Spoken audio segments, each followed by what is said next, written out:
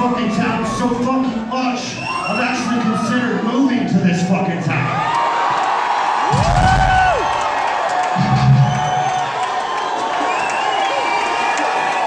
That's just how fucking infectious you fucking people are.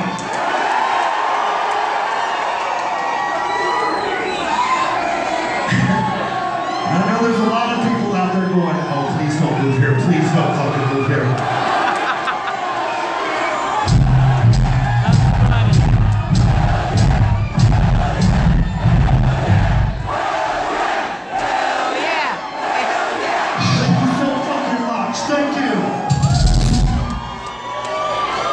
Sincerely, thank you, man. A lot of places gonna be pissed off and fucking wrote us off, man. This fucking stands up to my whole reason and idea of fucking heavy metal and fucking family. What we really mean to one another.